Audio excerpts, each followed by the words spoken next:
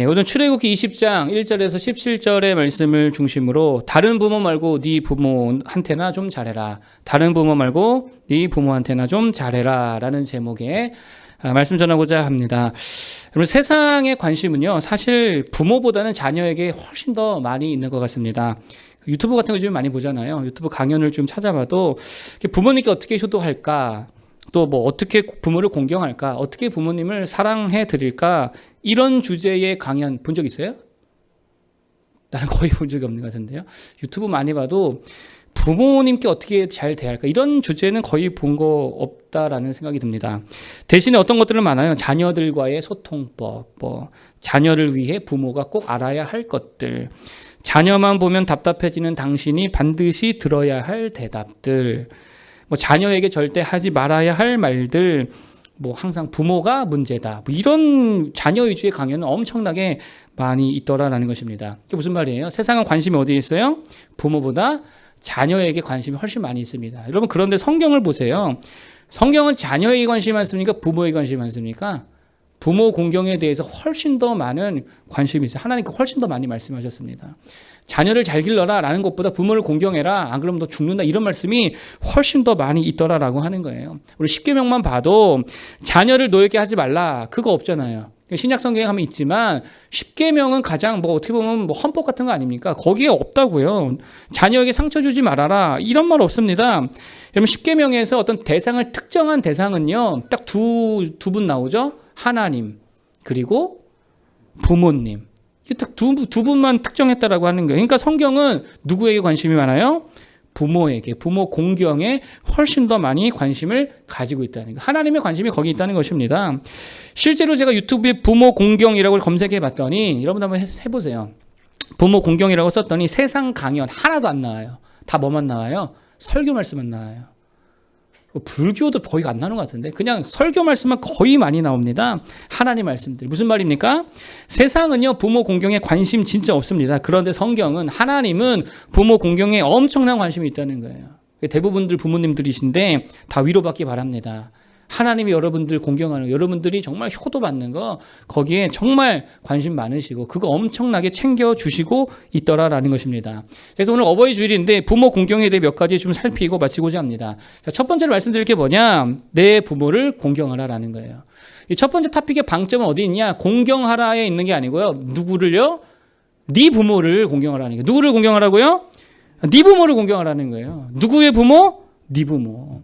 여러분, 하나님은요, 그냥 부모를 공경해라, 모든 부모님을 다 공경해라, 이러시지 않았습니다. 정확히 특정하셨죠? 너의 부모를 공경해라, 이렇게 말씀하셨다는 거예요. 이게 무슨 말입니까? 말 그대로죠. 남의 부모한테만 잘하지 말고 네 부모한테나 잘해, 그런 말 아니겠어요? 우리들의 문제가 뭡니까? 다 비슷해. 특별히 남자들의 문제 뭐예요? 남의 부모 엄청 잘해요. 남의 부모한테. 친구네 집에 가잖아요. 엄청 잘해요. 저도 제 친구들의 엄마들이 저 엄청 좋아했어요. 어머니 안녕하세요. 얼마나 좋아하는지 몰라요. 뭐 해줄까? 저 라면 먹고 싶어요. 잘 먹었습니다. 설거지 제가 할까요? 얼마나 잘하는지 몰라요. 근데 집에 가면은요, 아무것도 안 해요. 그러니까 이게, 저도 설교 준비하면서 엄청 이게 찔렸다니까요. 밖에 나가서는 말도 싹싹하게 잘하죠. 상냥하게 하죠. 대답도 잘하죠. 특별히 또 우리 청년들 교회 오면요, 집사님, 권사님, 장로님한테 엄청 잘하잖아요. 집에 가면 잘해요? 집에 가면 하나도 안 하지. 그 밥만 해도 얼마나 좋은지. 자기 부모한테 커피 타줍니까? 교회에서 엄청 커피 잘 타주고 집에서 안 한다고. 심지어 길 가다가 이름도 모를 어려운 할머니 만나고 어려운 할아버지 만나면 되게 가서 잘 도와줍니다. 지 부모한테는 하나도 안 하면서. 집에만 가면 자기 부모한테는 엄청 냉랭하고 말도 진짜 싸가지 없게 하고 귀찮아하고 되게 말도 안 들어 처먹고 섬기지도 않고 뭐 하나 도와주지도 않고. 그래서 지금 하나님 말씀하신 게 뭐예요? 다른 부모 말고 누구의 부모? 너의 부모. 권사님, 장로님, 동네 아줌마 아저씨 아니라 너의 부모에게 공경해라, 이렇게 지금 말씀해 주고 있다라고 하는 거예요. 자, 여기서 생각해 볼 게 하나 있더라는 것입니다. 그게 뭐냐, 하나님은요, 여기서 다른 조건을 걸지 않았어요. 다른 조건, 예를 들면 이런 거죠. 교육을 잘 하는 내 부모를 공경해라, 이러지 않았어요. 또 능력이 많은 내 부모를 공경해라, 이러지도 않았어요. 만약 그렇다고 한다면 어떤 분들은 공경 못 받잖아요. 또 너무 똑똑한 부모를 공경해라. 착한 부모를 공경해라. 좋은 부모를 공경해라. 예쁜 부모, 잘생긴 부모를 공경해라. 죄 없는 부모, 실수 없는 부모, 상처 주지 않는 부모를 공경해라. 이러지 않았다고. 조건을 걸지 않았습니다. 조건 하나였어요. 누구의 부모? 그냥 너의 부모면 공경하라는 거예요. 하나님 명령입니다. 바꿔 말하면 이런 거죠. 부모가 잘못했냐? 그래도 가서 공경해. 지금 그 명령이라는 거예요. 야, 부모가 좀 부족해? 그래도 가서 공경해. 부모가 너한테 실수했니? 상처 줬니? 원망스러워? 부모가 싫어? 다 필요 없어. 그래도 가서 공경해. 이게 하나님의 명령이야. 하면 하나님 복 주실 거야. 부모가 창피하냐? 그래도 가서 공경해. 조건 하나예요. 널 낳아주신 너의 부모님이라면 뭐 해라? 가서 무조건 공경하라는 거예요. 혹시 부모님이 아직 살아 계십니까? 정말입니다. 이유 없이 조건 없이 말씀 따라 공경하기를 바라겠습니다. 자, 그러면 왜 그렇게 하나님께서는 이 부모 공경을 강조하실까? 이유는 간단합니다. 부모에게 하는 것을요, 하나님은 하나님 자신에게 하는 것으로 보신다는 거예요. 우리가 부모에게 하는 행동을요, 하나님 누구에게 하는 행동으로 보신다고요? 하나님 자신에게 하는 행동으로 봐주신다라고. 일종의 동기화라고도 할 수 있겠죠. 부모님과 자기 자신을 동기화해요. 감정이입이라고 할 수도 있겠죠. 부모에게 하는 것을 하나님 자신에게 하는 것으로 그렇게 받아들이신다는 거예요. 그러니까 하나님은 우리가 부모를 어떻게 대하는지를 통하여서 하나님을 어떻게 대하는지로 그를 그대로 받아들이신다는 거예요. 자, 그래서 12절에 뭐랍니까? 한번 읽어보겠습니다. 12절. 자, 읽어보겠습니다. 시작. 내 부모를 공경하라. 그리하면 내 하나님 여호와가 내게 준 땅에서 내 생명이 길리라. 아멘. 무슨 말이니까 부모 공경하면 하나님께서 복 주신다는 거예요. 복이라는 말을 안 아십니까? 상 주신다는 거예요. 상. 여러분 잘 보세요. 이게 좀 웃기지 않습니까? 원래 우리가 좀 상식적으로 생각하면 이렇게 돼야 되잖아요. 부모를 공경하면 네 부모가 너에게 복 줄 거야. 재산 줄 거야. 상속 줄 거야. 뭐 이래야 좀 정상적인 구문이 되는 거 아니에요? 근데 부모가 주는 게 아니래요. 부모한테 잘하면 누가 주신다고요? 제3자가 주신대요. 하나님이 주신다는 거예요. 여호와 하나님이 주신다는 거예요. 무슨 말입니까? 하나님은 우리에게 부모에게 하는 행동을 누구에게 하는 행동으로 받으시겠다는 거예요. 하나님께 하는 행동으로 받으시겠다는 거예요. 그래서 구약에 보면 아버지가 자녀들 축복하잖아요. 그 축복을 누가 이루어 주십니까? 하나님이 이루십니다. 그 야곱이 자녀를 축복한 걸 누가 이루세요? 하나님이 이루세요. 그러니까 일종의 동기화 같은 거죠. 하나님은 세상 부모들과 하나님 자신을 동기화하신다는 거예요. 그래서 부모에게 잘하면 하나님께 잘하는 걸로 생각하고 부모님께 못하면 누구에게 못하는 거예요? 하나님께 못하는 걸로 여기신다는 거예요. 그러니 부모에게 잘하면 누가 상 주시더라? 하나님이 상을 주시더라. 누가 복을 주시더라? 부모가 주는 게 아니에요. 부모에게 못 받아도 괜찮아요. 부모를 잘 섬기잖아요. 누가 주신다고요? 하나님이 주신다는 거예요. 부모 대신에. 부모 이름으로 주신다는 거예요. 그래서 성경에 되게 재밌는 게 뭐냐면요. 하나님께만 쓰이는 단어들이 있습니다. 뭐 이런 거예요. 경외. 이거 하나님에게만 쓰이는 단어거든요. 하나님을 경외해라. 하나님께만 쓰이는 단어입니다. 근데 이 경외라는 단어가 유일하게 하나님 외에 또 다른 존재에게 쓰일 때가 있어요. 그게 누군지 아세요? 부모님이에요. 레위기 19장 3절인데 제가 읽어드릴게요. 너희 각 사람은 부모를 경외하고 너희가 사람은 부모를 경외하고 나의 안식일을 지키라. 나는 너희 하나님 여호와라. 엄청난 말씀이죠. 안식일 지키는 거 하나님 경외하는 거 아니에요. 동등하게 뭐라고 말씀하신다고요? 너의 부모를 경외해라. 그러니까 부모를 업신여긴다. 그럼 내가 누구를 업신여기는 것 같다 같이 여기시는 거예요? 하나님을 업신여기는 것과 같이 하나님 여기신다는 거예요. 부모를 무시한다. 그럼 하나님이 그걸 어떻게 받으신다고요? 야, 부모에게 좀 잘해. 이게 아니라 이게 나를 무시하네? 이렇게 하신다고요. 부모를 홀대한다. 부모를 하대한다. 하나님은요, 나를 홀대하고 이놈의 자식이 나를 하대하는구나. 그렇게 여기신다는 거예요. 그래서 여러분, 그리스도인들이 가장 주의해야 할 게 뭐냐? 예배만 잘 드리고 기도만 잘한다고 하나님을 잘 섬기는 게 아니라는 거예요. 집에 가서 누구를 섬겨야 됩니까? 반드시 부모를 공경해야 된다는 거예요. 이거 안 하면 반쪽짜리 아니 20점, 30점짜리 예배자라는 것입니다. 예배 아무리 잘하고 헌금 아무리 잘하고 기도 아무리 잘해봐야 부모한테 못하면 하나님은 어떻게 여기신다는 거예요? 온전한 예배로 여기지 않는다는 거예요. 그래서 예수님이 유대인들을 책망하실 때 고르반 제도 그거 책망하시잖아요. 고르반이 뭡니까? 그거잖아요. 하나님께 다 드렸거든요. 부모에게 드릴 게 없는데요. 그럼 정당화하는 거예요. 그때 예수님이 말씀하십니다. 너희가 전한 전통으로 하나님의 말씀을 폐했다. 부모 공경하라고 하신 하나님의 이 도덕적 율법인 이 계명을 너희가 폐해버렸다라고 하는 거예요. 다 무시해버렸다는 거예요. 그거는 부모 공경도 아니고 하나님 예배도 아니고 하나님 사랑도 아니고 아무것도 아니야 이것들아. 그따위로 섬기는 게 아니야. 예배하고 집에 가서 부모를 공경해야지. 그 얘기하는 거예요, 주님께서. 사도 바울도 디모데전서 5장 4절에 뭐라고 말합니까? 만일 어떤 과부에게 자녀나 손자들이 있거든 저희로 먼저 가서 집에서 효를 행하여 부모에게 보답하기를 배우게 하라. 이것이 하나님 앞에 받으실 만한 것이니라. 여기까지 가야 예배라는 거예요. 무슨 말입니까? 부모 공경을 하나님 어떻게 여기신다? 하나님 공경으로 그대로 여겨주신다라고 하는 거예요. 여러분 축복받기 원하십니까? 하나님께 상 받기 원하십니까? 하나님께도 잘해야 되지만 누구에게도 잘하라고요? 살아계신 부모에게도 잘해야 될 줄로 믿습니다. 하나님 경외하시고 부모를 경외하고 그 예배와 부모 공경을 같이 해야 된다는 거예요. 누구의 부모? 남의 부모 말고 나의 부모. 나의 부모님께 잘해야 된다. 그러면 무조건 하나님께서 상 주실 줄로 믿습니다.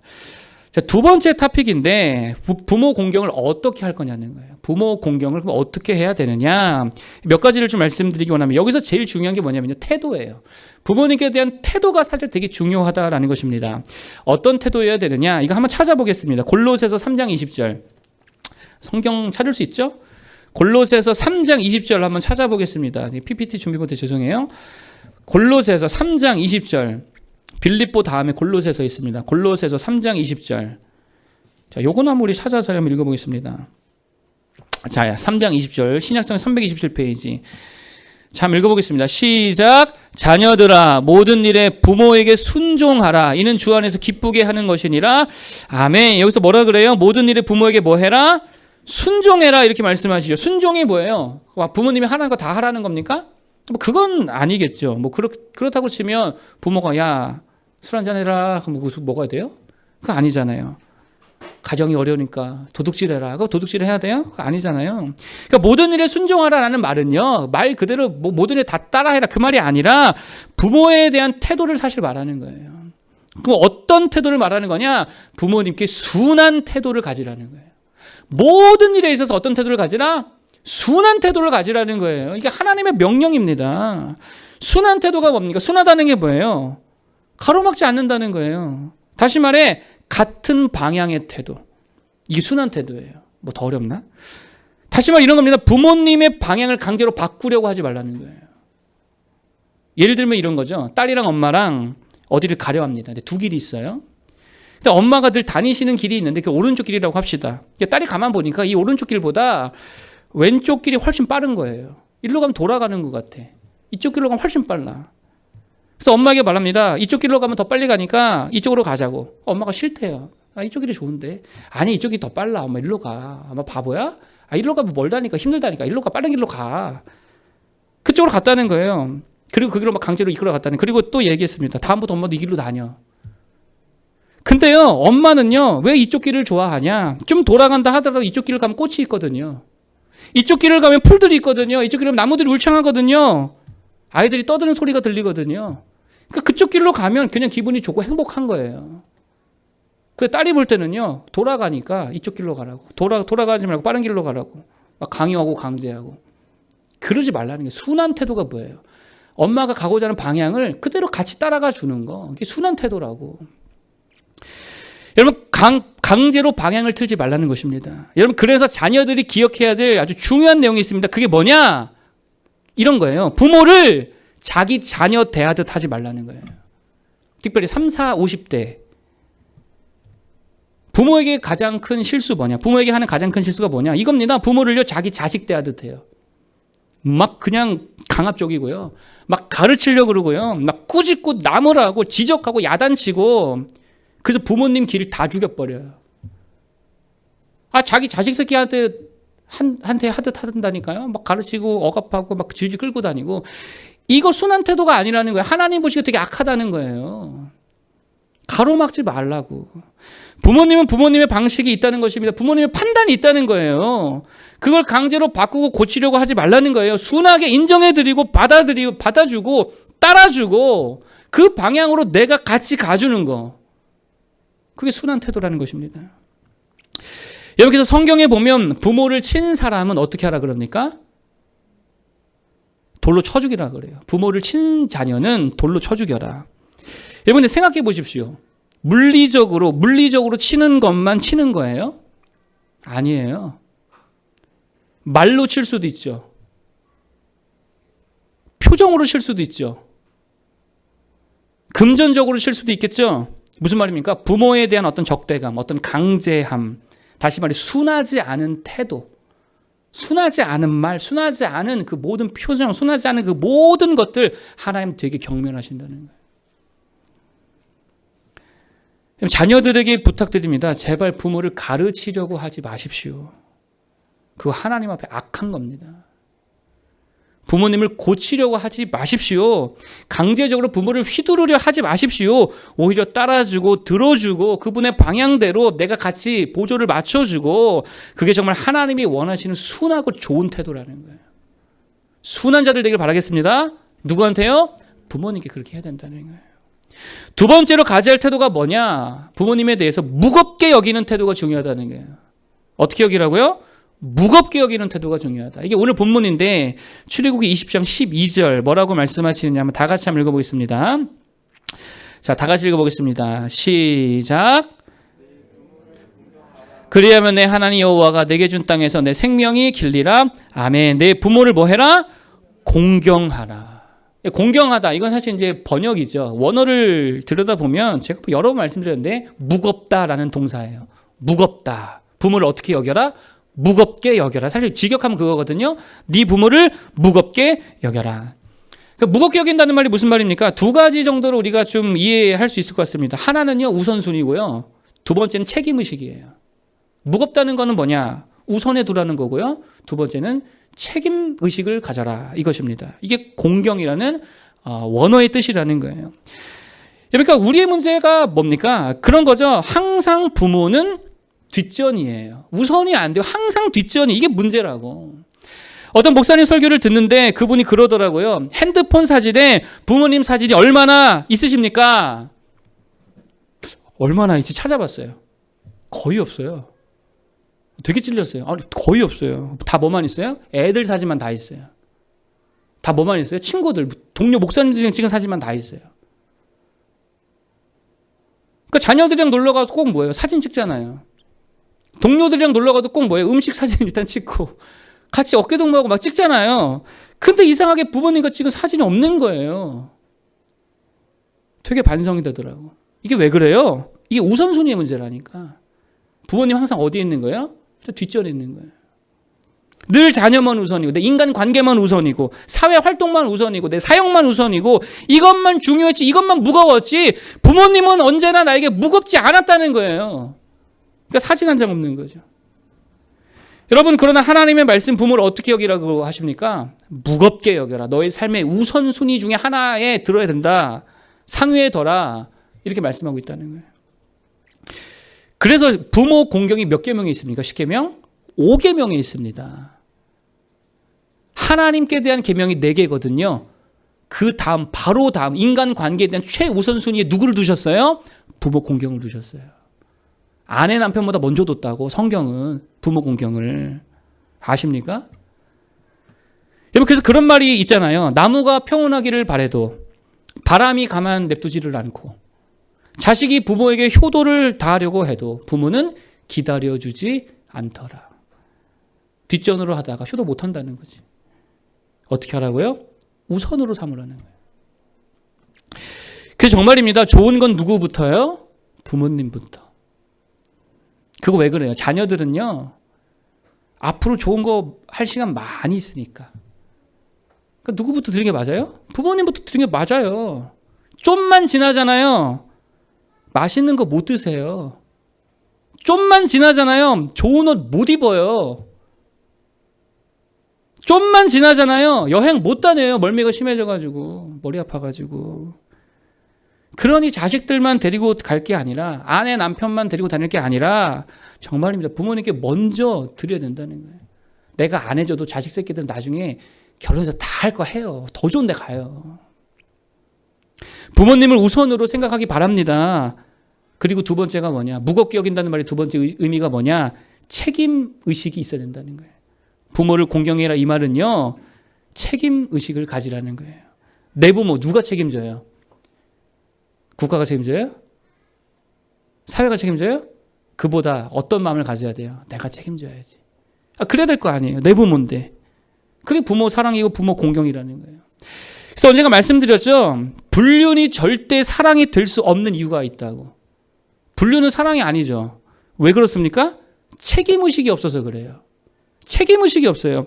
너무 가벼워. 그러니까 만날 땐 좋지. 사랑할 땐 좋지. 그런데 반드시 책임을 져야 할 순간이 오거든요. 그때 불륜은 책임져야 안 져요. 전혀 안 져요. 너무 가벼워요. 그래서 사랑이 아닙니다. 그러니까 관계가 무겁다, 또 가볍다. 이게 무슨 말입니까? 책임의 문제라는 거예요. 우리를 향한 하나님의 사랑이 있잖아요. 무게로 치면은 무거울까요? 가벼울까요? 엄청나게 무겁겠죠. 그 왜 그렇습니까? 하나님이 자기 생명을 다해서라도 우리를 책임지시기 때문에 그래요. 그래서 그 사랑은 위대한 것이고요. 그 사랑이 정말 비범한 것이고요. 그 사랑이 정말 묵직한 무거운 사랑이 될 수 있다는 것이죠. 뭐 때문에요? 책임지는 사랑이기 때문에. 여러분, 그래서 사람이 일하는 것만 봐도 그 사람의 마음이 다 보이잖아요. 쉽게 내팽개친다. 뭐 교회를 쉽게 내팽개친다. 뭐 신앙을 쉽게 내팽개친다. 그게 무슨 말이에요? 가볍다는 거예요. 거기에 애정이 없고 사랑이 없고 아무것도 아니라는 거예요. 근데 어려움이 있고 문제가 있고 상처가 있고 아픔이 있어도 끝까지 책임지려 한다. 그게 뭐예요? 사랑하는 거죠. 애정이 있는 거죠. 정말 중요하게 여기는 거죠. 무겁게 여기는 모습이라는 거예요. 그래서 부모를 그렇게 여기라는 거예요. 무겁게 여기고 책임져라. 무한 책임 의식을 가져라. 정말입니다. 물질적으로 책임지십시오. 그리고 정서적으로도 책임지십시오. 신앙적으로 책임지십시오. 물질적인 책임이 뭐예요? 뭐 말 그대로죠. 용돈도 드리고 생활비 드리고 뭐 그거 책임져야지. 정서적 책임이 뭡니까? 그 요새 제가 늘 강조하는 거죠. 마음 살펴주라고. 부모님의 뭐를 살펴줘라? 마음 살펴주라. 그 마음을 내가 책임져야 될 거 아니에요. 그 마음에 대한 책임이 내게 있다고. 나이 들수록 누가 마음을 알아줍니까? 알아줘요, 안 알아줘요? 알아주는 사람이 없어요. 이 자식 새끼들 진짜 쳐 맞아야 되는 이유가 여기 있습니다. 부모님 마음을 죽어라고 몰라줘요. 쳐 맞아야 돼, 진짜 이거는. 지 마음만 알지, 자식 새끼들 마음만 알지. 부모 마음 살필 줄 너무 모른다는 거예요. 그러니 맨날 부모한테 지가 잔소리하죠. 부모님 무시하죠. 가르치려 하죠. 그거 왜 그래요? 부모님 마음을 전혀 헤아리지 않는 이 마음에 대한 책임의식이 없는 거예요. 여러분, 누가 우리 부모님 마음을 위로해 드려야 합니까? 누가 그 마음을 알아줘야 됩니까? 자녀들이어야 될 거 아니에요. 우리 부모님들이 어디 가서 그 마음 위로받습니까? 어디 가서 무슨 얘기를 해요? 못해요. 자녀들이 해줘야지. 이런 거예요. 자녀들이 진짜 잊지 말아야 할 거 한 가지. 부모도 사람이다. 이걸 잊으면 안 돼요. 부모도 뭐다? 부모도 사람이다. 이걸 잊으면 안 돼요. 무슨 말입니까? 연약하다는 거예요. 부모님의 마음이 강철이 아닙니다. 강철인 척 해서 그렇지. 진짜 연약하다. 그냥 묵사발 같다고. 건들면 그냥 다 깨져버려요. 젓가락질 잘못하면 그냥 쫙 잘라져 버려요. 상처도 되게 잘 받고요. 실망도 되게 잘하시고요. 되게 두려워 떠시고요. 연약한 사람이라는 거예요. 근데 내 부모는 상처도 안 받아. 내 부모는 다 받아줄 거야. 내 부모는 엄청 강할 거야. 그렇게 생각하니까 부모님이 늘 외로운 거지. 부모님의 마음을 잘 살펴드리기 바랍니다. 정말 연약한 분들이라는 거예요. 그리고 세 번째, 부모의 신앙에 대한 책임의식이 있어야죠. 그게 뭡니까? 자꾸 교회 모시고 나가야죠. 기도해 드려야죠. 믿는 자녀들의 부모님에 대한 책임 다른 거 아닙니다. 부모님 천국으로 인도할 책임이 우리에게 있다는 거예요. 여러분, 이것보다 더 큰 책임이 어디 있습니까? 다른 거 다 못한다 하더라도 이거 하나는 책임져야 될 거 아니에요. 내 부모님 어디까지 인도해야 된다? 천국까지 인도해야 될 거 아니에요. 이거 확실히 해야지.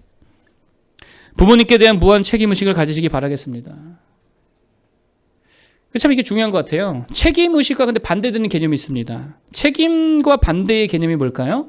무책임도 있겠지만 사실 그것보다 더 반대가 뭐냐? 부모 원망입니다. 부모 원망이에요. 그러니까 부모 공경의 반대는요, 부모 원망하는 거예요. 하나님도 마찬가지 아닙니까? 하나님 경외의 반대가 뭘까요?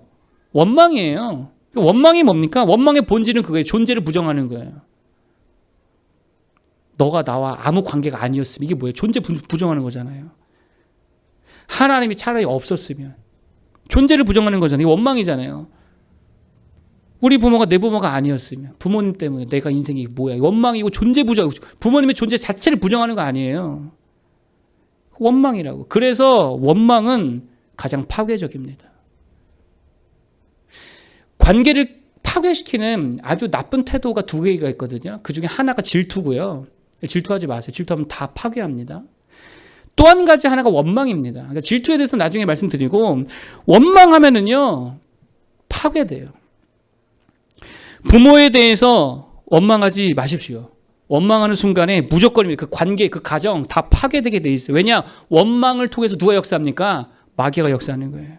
엄마 때문에, 아빠 때문에 내가 이렇게 됐어. 말하는 순간 엄마, 아빠, 가족 자체가 부정되는 거거든요. 난 이 가족 존재 자체가 싫어. 이렇게 깨지는 거죠. 파괴되는 거죠. 누구만 좋아할 일이다? 마귀만 좋아할 일이다. 원망이 아닌 책임감을 갖기 바랍니다. 엄마 아빠가 혹 그랬다 할지라도 내가 책임질게요. 내가 다시 이렇게 세울게요. 내가 회복할게요. 기도하며 믿음으로 말씀으로 내가 우리 가정을 다시금 재건할게요. 책임의식을 갖고 사랑할 수 있기 바랍니다. 그게 가족 사랑이고 그게 부모 공경이라는 거예요. 저는 이 말이 참 좋은 말 같아요. 다시 태어나도 엄마 아빠의 자녀로 태어나고 싶어. 여러분 그렇게 생각하십니까? 이렇게 생각하래요. 다시 태어나도 엄마 아빠의 자녀로 태어나고 싶어. 이게 무슨 말이에요? 내가 책임질게. 내가 부모님 책임질게요. 내가 이 가정을 책임질게요. 무한 사랑, 무한 책임의식. 뭐가 없습니까? 원망이 없잖아요. 그러니 존재감이 있고 관계성이 다 살아나더라라는 것입니다. 원망하지 말고 정말 사랑으로 책임져 주는 우리 모두가 되기를 축복합니다. 마지막 세 번째 토픽입니다. 좀 가벼운 얘기 할게요. 실제적인 팁인데 부모 공경에 대한 실제적인 팁이 뭐냐? 몇 가지 살피고 좀 마치고자 합니다. 첫 번째, 말해주라는 거예요. 실제적인 부모 공경의 팁이 뭐냐? 말해줘라. 말하지 않으면 아무것도 아니라 그랬죠. 자꾸 부모님께 말해주기를 바랍니다. 어떤 말을 해드려야 되느냐?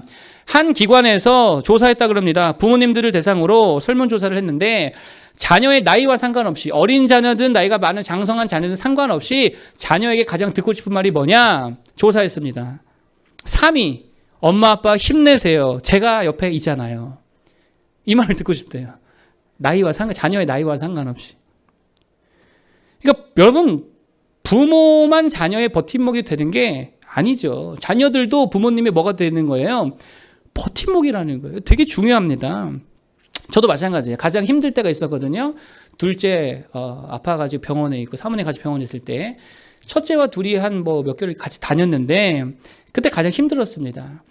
근데 그때의 제 버팀목이 뭐였느냐? 물론 신앙도 나의 든든한 버팀목이, 부모님도 버팀목이지만 그러나 또 한 가지 나에게 가장 큰 버팀목 중에 하나가 뭐였냐면 늘 내 옆에 말도 못하지만 우수나 그냥 내 옆에 함께 있던 그 하늘이, 첫째거든요. 하늘이의 존재가 그때 나에게 가장 큰 버팀목이었다는 거예요. 그 아이 보면서 버티고, 그 아이 보면서 힘내고, 그 아이 보면서 더 기도하고. 말은 못하지만 아빠 옆에 있잖아요. 얼마나 큰 힘이 되는지 몰라요. 근데 그 자녀가 힘내라고 내 옆에 있겠다고 말해준다면 부모님들은 그것만으로도 엄청난 힘과 위로를 받는다는 거예요. 힘내세요. 제가 옆에 있잖아요. 힘내세요. 제가 있잖아요. 그 말 한마디가 큰 힘이 되더라라는 것입니다. 그렇게 말해줄 수 있기 바랍니다. 두 번째로 부모님들이 듣고 싶은 말이 뭐냐? 길러주셔서 고마워요. 이 말이 듣고 싶대요. 왜 이 말을 듣고 싶어 하실까? 잘하고 못하고를 떠나서 감사해주는 마음 아닙니까? 길러주신 거, 낳아주신 거 감사해요. 제가 이렇게 좀 생각해 보니까 저도 우리 자녀들한테 늘 그런 마음이 있는 것 같아요. 이게 부모들이 자녀들을 볼 때는요, 가장 큰 마음 중에 하나가 뭐냐면 미안함이 있어요. 늘. 나만 그런지 모르겠지만 자식들을 볼 때 미안하다는 생각이 자꾸 들어요. 참 미안하다. 더 못해줘서 미안하다. 더 많이 벌지 못해 미안하다. 더 많이 사랑해주지 못해 미안하다. 이렇게 늘 미안함이 있어서 부모들의 자존감이 자녀들 앞에서는 항상 되게 낮습니다. 그런데 그 자식이 부모님이 잘하고 못하고 상관없이 그냥 길러주신 것 자체로 감사하고 낳아주신 것 자체로 감사하다고 말해줄 때에 얼마나 큰 위로와 기쁨이 있을까. 그러게 2위를 차지했다니까요. 뭐라고요? 길러주셔서 감사합니다. 낳아주셔서 감사합니다. 꼭 그렇게 말해줄 수 있게 바랍니다. 세 번째, 부모님들이 가장 듣고 싶은 말 1위 뭘까요? 너무 뻔한 거 아니에요? 뭘까요? 사랑해요. 사랑해요. 재밌는 거는요, 자식도 부모에게 가장 듣고 싶은 말 1위가 뭘까요? 사랑해요. 자식도 가장 듣고 싶은 말 사랑해요. 부부끼리도 서로 가장 듣고 싶은 말 뭘까요? 사랑해요. 그러니까 모든 사람이 다 모든 관계에서 가장 듣고 싶어 하는 말이 뭐라고요? 사랑해요. 근데 사랑한다는 말 죽어라 안 하죠. 저도 이렇게 어릴 때부터 보면 이렇게 외할아버지와 외할머니가 계셨고 할머니 할아버지는 뭐 아예 보지도 못했으니까 외할아버지도 어릴 때만 좀 잠깐 봤고 뭐 대화도 거의 나눠본 적도 없죠. 또 돌아가셨고 외할머니만 이제 계셨는데 그마저도 이렇게 뭐 대화 많이 하지는 못했던 것 같습니다. 돌아가시기 며칠 전인가 몇 주 전인가 제가 방문했습니다. 목회자니까 어떤 기도를 해드려야 되나. 천국 소망에 대한 기도를 해드리자. 그래서 천국 소망에 대해서 간절히 저희 외할머니 손을 잡고 귀에다 가까이 잘 못 들으시니까 가까이 귀에다 대고 기도를 해드렸습니다. 근데 이제 거의 힘이 기운이 빠지셔서 돌아가시기 며칠 전이니까 아주 기운 없는 목소리로 문 목사 그러면서 이렇게 저를 안아주시는데요. 한마디 딱 하셨어요. 사랑해. 저 외할머니 처음 들었거든요. 기분이 이상한 거예요. 처음 들었어요. 외할머니한테. 사랑해. 근데 눈물이 나요. 왜 눈물이 났냐면 외할머니께서 마지막 해주고 싶은 말이 이거였나 보다. 못 해줬으니까 해주고 싶은 말이 이거였나 보다. 사랑해. 근데 제가 저도요 할머니 이 말을 못했어요. 그때는 그렇게 금방 가실지도 몰랐으니까. 해드릴 걸. 사람은요 사랑한다는 말 들으면 위로받고요 행복감을 느껴요. 사랑한다고 말해주기 바랍니다. 누구에게? 부모님께, 자녀에게, 부부간에. 그러면요 정말 하나님께서 주신 놀라운 선물들이 그 사랑한다는 말 속에 담겨서 전달된다는 거예요. 사랑한다고 자주 말해주는 분들에게 축복합니다. 자, 두 번째 팁은 뭐냐? 첫 번째는 말해주라는 거고 두 번째 팁은 선물을 주라는 거예요. 부모 공경도요 뭐가 필요하다? 선물이 필요한 거예요. 그래서 내가 좀 가벼운 얘기라 그랬죠? 선물 싫어하는 사람은 없다는 것입니다. 부모님들도 마찬가지죠. 특히 엄마들은 아빠들보다 선물을 더 좋아하는 것 같아요. 자, 그럼 어떤 선물이 좋냐? 부모님들에게 물었습니다. 어떤 선물을 받고 싶습니까? 5위 인테리 소품이래요. 이게 왜 좋은지 모르겠어요. 나는 별로 안 좋은데. 4위가 뭐냐? 돈다발. 돈꽃다발. 아세요? 그냥 꽃다발은 싫대요. 꽃다발에 돈으로 이렇게 해가지고 돈다발 만드는 거 있잖아요. 그래서 돈이 꽃처럼 해가지고 그걸로 선물해 주는 거. 그게 4위. 돈다발 한번 받아보고 싶다. 그것도 5만 원짜리로. 뭐 만 원짜리, 1,000원짜리는 좋아하지도 않고 5만 원짜리 둘둘둘 말아서 막 한 100만 원, 200만 원 해가지고 돈다발 안겨드리는 거. 이게 4위고요. 3위는 좀 순수하네 그래도. 편지 받아보고 싶대요. 자녀들이 쓰는 편지.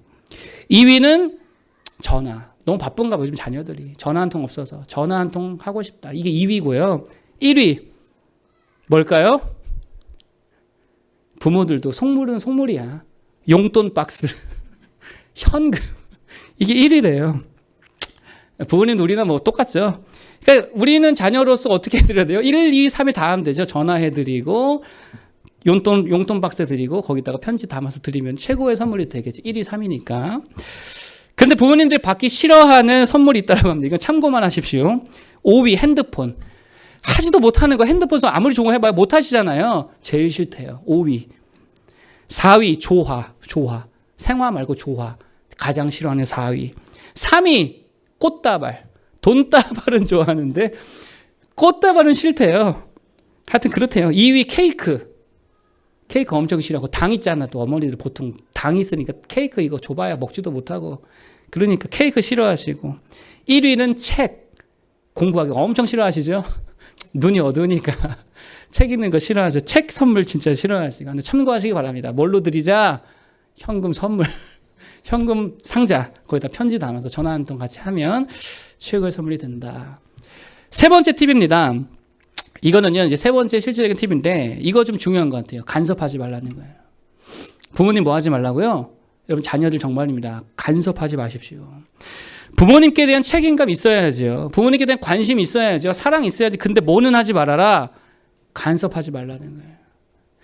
이게 되게 중요합니다. 돈 들이고서 돈 어디다 썼어? 뭐 샀어? 간섭하지 말라고. 그걸로 옷을 사든 그걸로 무슨 뭐 주식을 하든 그걸로 뭐 딴 걸 하든 간섭하지 말라고요. 일일이 간섭하고 참견하고 그거 부모들도 엄청 싫어하는 거예요. 인간은 다 똑같습니다. 인간은요 가장 언제 절망감과 언제 가장 인격 모독을 느끼냐? 자유를 침해당할 때예요. 다 똑같아요. 인간은 자기 자유가 침해당하면 그 부모는 자녀 상관없습니다. 상당한 우울감을 느낀대요. 자유를 침해당할 때에. 아까 순한 태도를 말씀드렸잖아요. 그냥 존중해 드리는 거죠. 격려해 드리고 지지해 드리고 필요한 건 내가 채워주고 그러면 된다는 거예요. 관심은 갖되 뭐는 갖지 말아라. 간섭은 하지 말아라. 아무튼 그렇게 부모님을 사랑해 드리고 공경할 수 있는 우리 모두 되길 바랍니다. 정리하겠습니다. 오늘 부모 공경에 대해서 몇 가지 말씀드렸습니다. 첫 번째, 누구의 부모를 공경해라? 그 남의 부모 아니죠. 내 부모를 공경해야 되겠죠. 다른 부모한테만 잘하지 말고 다른 어른들한테만 싹싹하게 하지 말고 내 부모한테 정말 잘할 수 있는 모두 되기를 바라겠습니다. 그러면 하나님이요 하나님께 하는 걸로 다 받으신다는 거예요. 부모님께 잘하면 야 네가 나한테 잘하는구나. 하나님이 그렇게 생각한다는 거예요. 그래서 하나님이 부모를 대신해서 상을 주시고 부모를 대신해서 복을 주시고 부모를 대신해 좋은 것들을 다 주시더라라고 하는 거죠. 두 번째, 태도가 중요하다 그랬죠. 어떤 태도요? 순한 태도. 막 강압적으로 그렇게 하지 마세요.